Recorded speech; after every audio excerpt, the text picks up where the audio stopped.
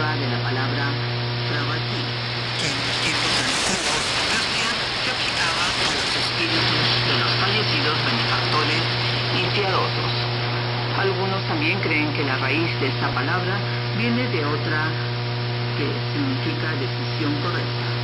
El matemático, astrónomo, físico y filósofo iraní Abu Rayhan Biruni considera Nowruz como el día del renacimiento de la creación y el día de la creación del hombre, mientras que Shamsuddin Damaski lo llama como el día de la creación de la luz. El inicio de la primavera es cuando el hombre sale de la época del frío y la depresión de la naturaleza del invierno, pasando a la época de la renovación de la naturaleza en la estación del calor y la vitalidad y florecimiento de la primavera. La celebración de la fiesta de Nowruz ha sido común entre los persas desde el tercer milenio antes de Jesucristo. En aquel entonces Persia era un gran territorio de Asia. La fiesta de Nowruz se atribuye a los primeros reyes de Persia, poetas y escritores de los siglos IV y V de la historia lunar, tales como Ferdowsi, Onsori, Biruni, Tabari y muchos otros, cuya fuente histórica y mítica fue sin duda la literatura preislámica, mantenían que Nowruz proviene de la época del reino de Yanshid. El día en que Yanshid, el mítico rey persa, venció al mal, la oscuridad, la ignorancia y la violencia, y en el primer día de la primavera subió al trono para festejar el inicio de su gobierno. Desde aquel entonces el pueblo llamó ese día como el Día Nuevo y lo festeja. Pero se debe recordar que la fiesta de Nowruz también se celebraba antes de Yanshid, aunque Abu Rayhan atribuye esta fiesta al reino de Yanshid, escribe: aquel día que era un día nuevo, Yanshid lo festejó, aunque también con anterioridad que Nowruz era un gran día. Según las especulaciones, algunos historiadores, en el año 538 a.C., el rey Ciro del imperio aqueménida declaró el Nowruz como la fiesta nacional. En ese día se celebraban actos del ascenso de los soldados y la limpieza de los establecimientos públicos y de las casas. Asimismo, en ese día concedían amnistía a los condenados. Algunos investigadores como Roman Girschman y Ernest Ferfer sostienen que el Persépolis fue construido para celebrar Nowruz, ya que en la época de los aqueménidas la gloriosa fiesta de Nowruz se realizaba del 21 de Isfán al 19 de Orbideis, es decir, del 12 de marzo al 9 de mayo, casi 2 meses, con la participación de muchos invitados. De acuerdo con las investigaciones realizadas sobre las inscripciones de la época aqueménida, durante Nowruz los representantes de los países del mundo se reunían con sus vestimentas tribales y nacionales en el Persépolis, donde festejaban Nowruz y ofrecían regalos exquisitos al rey y al corte de Irán.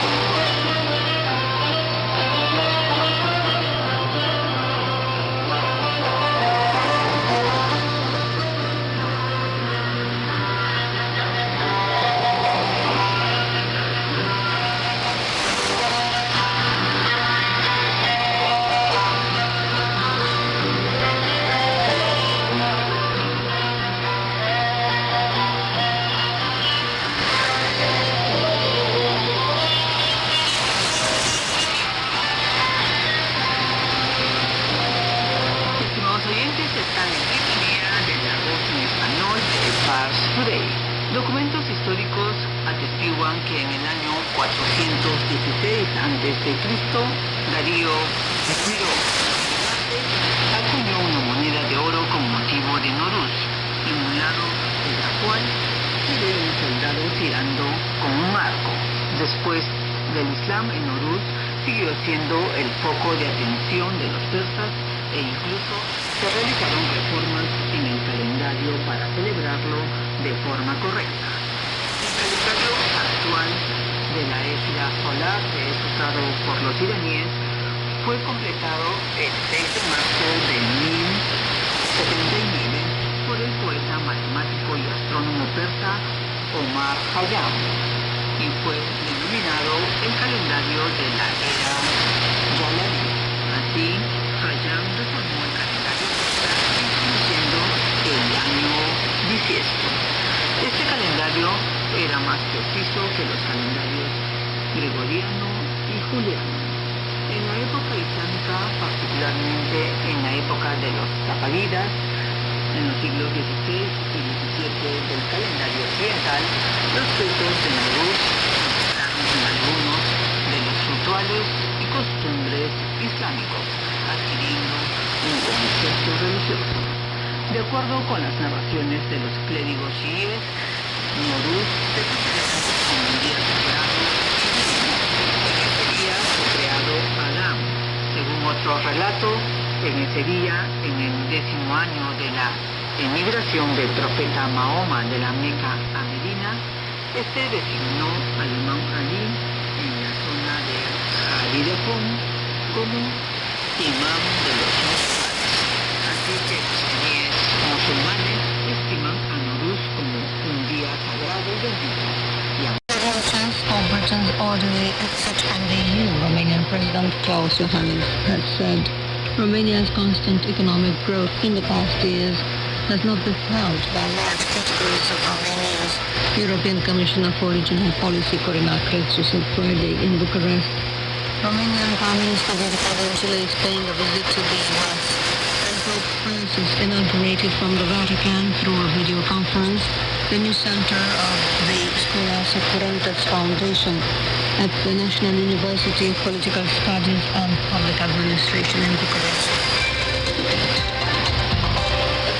The Romanian President Klaus Iohannis on Thursday and Friday participated in Brussels in a European Council meeting. On the occasion, he highlighted the very important result obtained so far by the Romanian presidency of the Council of the EU. One of the outcomes being the considerable number of files finalized. As regards Brexit, the Romanian head of state has stated that there is a real chance for an orderly exit of Great Britain from the EU. Klaus Iohannis has reiterated that a main concern of the Romanian authorities was the Romanian citizens living in the UK. At the Brussels summit, the EU leaders agreed with the postponement of Brexit and offered Great Britain two scenarios for leaving the EU. More on this issue after the news. Romania's sustainable economic growth reported in the past years has not been felt by large categories of Romanians, and poverty most often affects children, said Friday in Bucharest the European Commissioner for Regional Policy Corina Crețu. She talked about the need for massive investments in the healthcare services, the transport infrastructure, the energy and environmental fields, upon the presentation of the 2019 country report for Romania, an event organized by the European Commission's representation in Bucharest. The report draws attention that the model of economic growth based on consumption affects the capacity to sustainably bridge the gap separating Romania from the developed states. The document also shows that Romania's foreign debt on medium and long term risks exceeding 60% of the GDP, and that the economy has been affected by pay rises that were not correlated with productivity. The document drafted by the European Commission was criticized by Finance Minister Eugen Todorovic, labeled it as being too pessimistic. The Romanian Prime Minister Viorica Dăncilă is paying a visit to the US between March 23rd and 26th to attend the conference of the American Israel Public Affairs Committee. The visit takes place at the invitation of the committee president Morton Friedman and of the committee executive director Howard Carr. According to a Romanian government communique, the visit is proof of the intensified bilateral dialogue and is part of Bucharest's efforts to consolidate the partnerships Romania has with the US and Israel. Pope Francis inaugurated from the Vatican through a video conference the new center of the Scholastic Currentes Foundation with the National University of Political Studies and Public Administration in Bucharest. Scholas Ocurantes is an international organization present in 190 countries that integrates through its network almost 450,000 schools and education networks. It seeks to generate a paradigm shift in education through the integration of communities' education with focus on those with fewer resources to the communities of all. Pope Francis will visit Romania at the end of May. Romania was also visited in 1999 by Pope John Paul II. Romania is better prepared from a military point of view than 15 years ago when it joined NATO.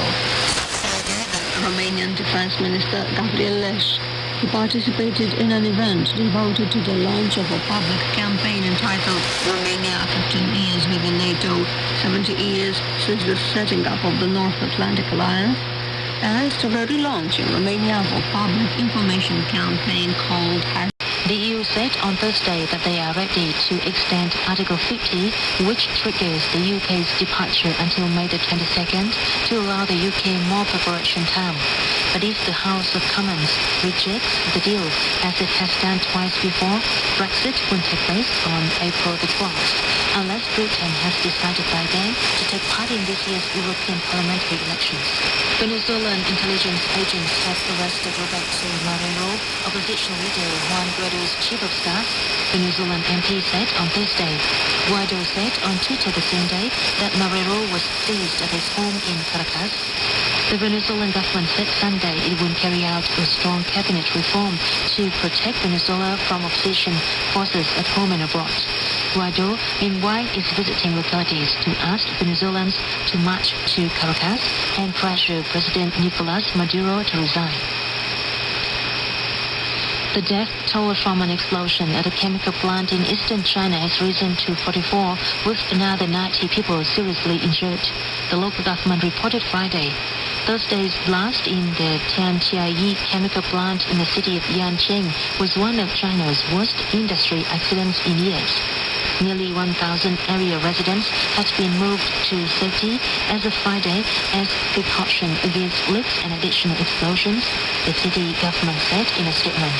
3,500 medical workers at 16 hospitals have been mobilized to treat the injured. Dozens of whom are in critical condition.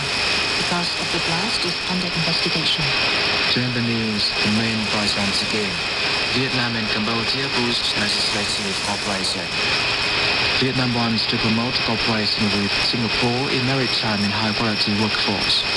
And the EU agrees to delay Brexit if MPs pass the Prime Minister's deal. That's the news.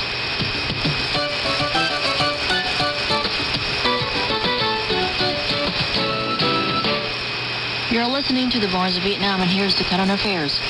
The Vietnamese delegation to the UN conference underscored Vietnam's support for South-South cooperation and willingness to share its positive experience in socio-economic development. The delegation, led by Deputy Foreign Minister Bùi Thanh Sơn, attended the two-day second high-level UN conference on South-South cooperation, which concluded in Buenos Aires, Argentina on Friday.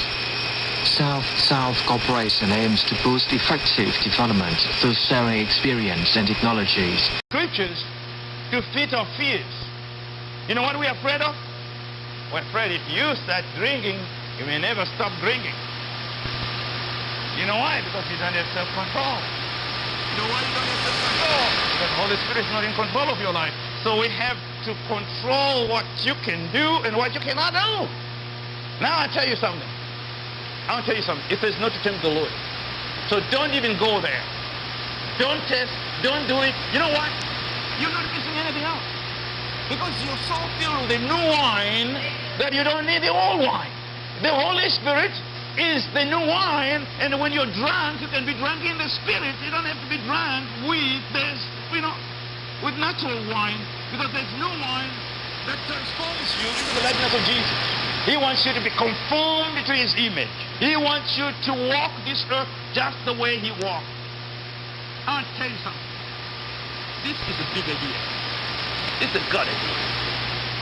It's a powerful idea. It's an eternal idea. The idea of you becoming more like God cannot be human idea. It's too big for my little mind to think that I am here on earth as a replica of Jesus. Now that idea comes only by revelation. You cannot by human intellect compute what it means to be like Jesus. The idea originated in the heart of God. God had an idea about you. He made you for a very specific purpose.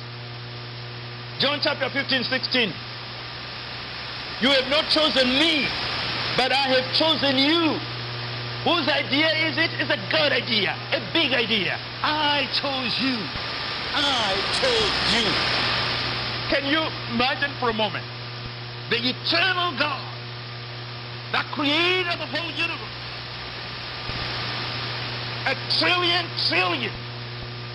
years, he had you in his heart. He was thinking of Robert Mawiri in eternity past, a trillion years. God, in the inside of him, was creating a man that would appear in a time such as this. And he created a whole universe just to place me on this planet. And they walk this planet as Jesus walks in heaven, that I may be a replica of Jesus on the earth. This is a big idea, the greatest idea of all, that God would want to have a new humanity, a new people, a family that looks and talks like Jesus, that Jesus would be the firstborn, and that we would also be born by the same Spirit and walk this earth like him. Whew. I'm telling you, there is no good news being preached in our world today. We preach what people can do for God. My God does not need your works, dead works, self-righteousness. My God has greater holiness than you could ever in with your small mind, your works that you think are pleasing to God. They are like filthy rags in the sight of God. You cannot come close to the holiness that God gives. The holiness that comes through relationship with him. I have chosen you. Chosen you. Then I want to ask you a question. Why would you be disappointed in someone that God chose? You. The you are. Where you are. He chose you. So what are you waiting for? Well, I'm waiting to get holy, to get happy, to get spiritual. You're not going to go there. You can't get there. It is a divine initiative. He chose you. He is at work in you to change you. If there is work to be done, he is doing that work. If there is a change to take place in your life, he is bringing that change. The change is coming to you by divine initiative. A change is coming to you because you dare to take God at his word. You're saying, yes, God, thy will be done in my life right now. I am ready. I'm a vessel. I'm not anything but a container. So fill me to overflowing. You have not chosen me, but I've chosen you. And ordained you. Ordained. Transmitting via Red Telecom in Korean language every day between 2030 and 2130 on 7,505 kilohertz from Tashkent with 100 kilowatts in Korean language. Then we've got a station aiming at South Sudan known as iRadio, broadcasting via TDF in Sudun between 1600 hours and 1700 hours UTC on 15,410 kilohertz with 250 kilowatts in Arabic, Sudanese, English and Shilluk languages. Next, Radio Free Afghanistan is reported by Ivo Ivanov, and we are relaying that report via the DX supplement of RAI Argentina to the world. Radio Free Afghanistan is a broadcaster that is run by the US government and aims its transmissions at Afghanistan daily between 9:30 onwards from a secret site using the frequency 12,140 kilohertz. I repeat, 12,140 kilohertz.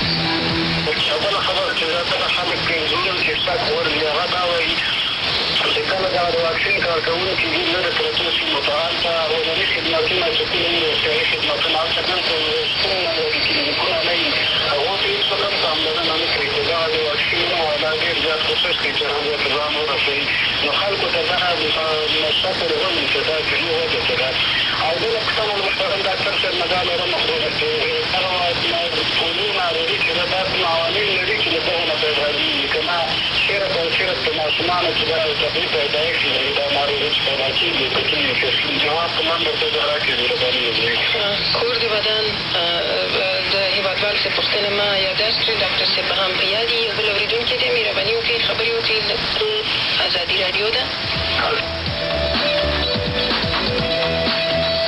That was a recording of the broadcast by Radio Free Afghanistan, an American station that broadcasts from a secret site.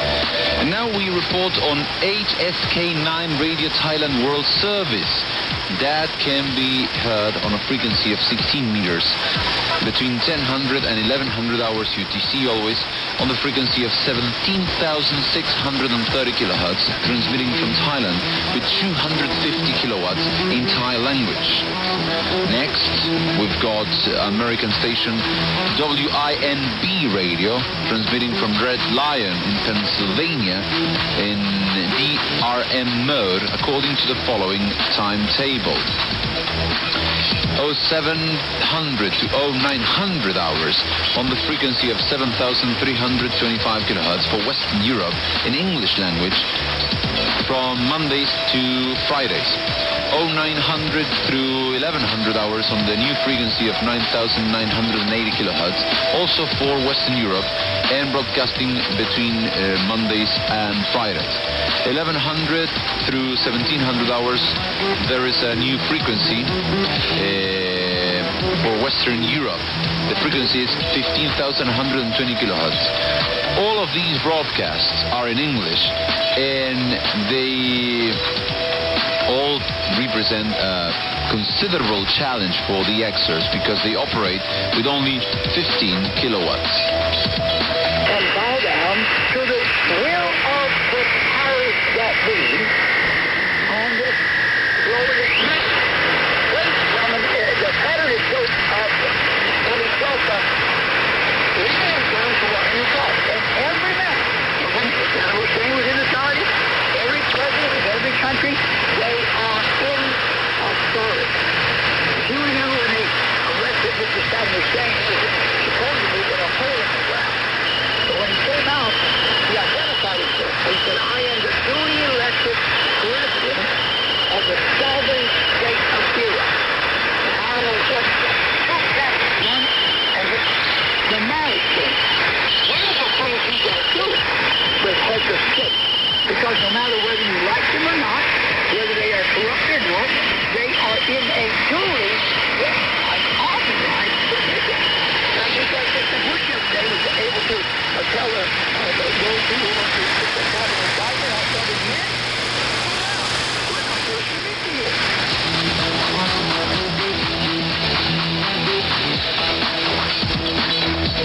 We have now a report on a clandestine station aiming at North Korea called The Voice of Wilderness. It broadcasts in English. No, the name is in English. Voice of Wilderness. It broadcasts programs via Tashkent, the capital of Uzbekistan, in Korean language between 13:30 and 15:30 UTC time on the frequency of 7,625 kilohertz with 100 kilowatts in Korean language. And now the Sri Lanka Broadcasting Corporation, the SLBC, that transmits between 11:15 and 1200 hours on 9,720 kilohertz from Trincomalee in Sri Lanka with 125 kilowatts for Southern Asia in Hindi language.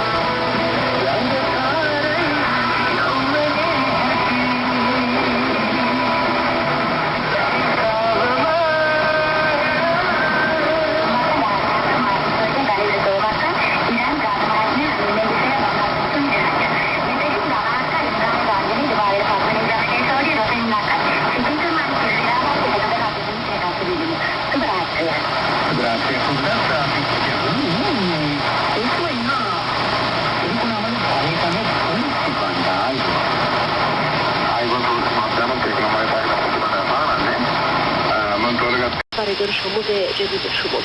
و شاید یک بخش بزرگ از مناطق که شما شمولیت‌های جدید در نظر گرفتین مناطق ناامن و دور افتاده باشند. بله.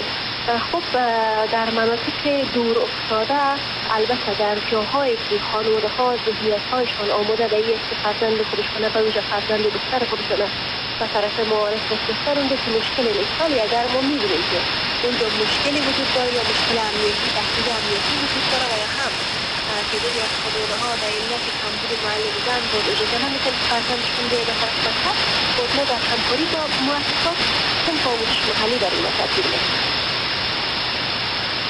گفتگوی نوریه نازقدر بود با خلیل نوری خبرنگار ما در کابل. صدای ما را از رادیو BBC میشنوید. وزارت خارجه افغانستان همزمان با سومین نشست روند کابل هم به تعویق شد. مقام‌ها در این وزارت میگویند این نشست پس از فیصله‌های لوی جرگه برگزار خواهد شد. در نشست‌های روند کابل بیشتر روی کلاه‌های جهانی برای صحبت می‌کنند. مقامات در وزارت امور خارجه افغانستان نشست پروسه کابل خبر می‌دهند که حکومت افغانستان و همکاران بین المللی آن در داخل و خارج از این کشور در صدد جلب همکاری و ایجاد صدای واحد برای پیشبرد صلح در افغانستان. سومین نشست پروسه کابل مانند گذشته در ماه فبروری برگزار شد، اما به دلایل نامعلوم به تأخیر افتاد. سبقت احمدی سخنگوی وزارت امور خارجه افغانستان کابل برای بین‌المللی اجتماع ملی در مورد صلح افغانستان پس از لوی جرگه مشورتی در کابل برگزار خواهد شد. آقای احمدی گفت در این نشست تلاش‌های همه‌جانبه برای آمدن صلح در افغانستان صورت خواهد گرفت. قرار است پروسه کابل برگزار شود، اما قرار است که پس از رایزنی‌های کلام در جرگه مشورتی صلح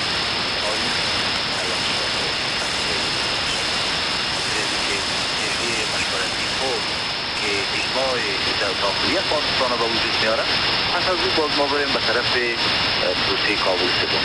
جرگه مشورتی صلح هم قرار بود در ماه خود برگزار شود، اما کابل در مورد صلح افغانستان با حضور نمایندگان 27 کشور و نهادهای بین‌المللی با وزیر رئیس غنی حکومت افغانستان در آن نشست با طالبان و پاکستان پیشنهادهای صدور کرد.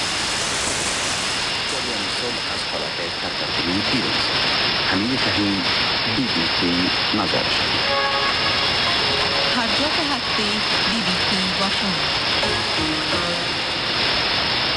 چشمانداز بامدادی رادیو BBC را با مطالب جهانی ادامه می‌دهیم. رابرت مولر بازرس ویژه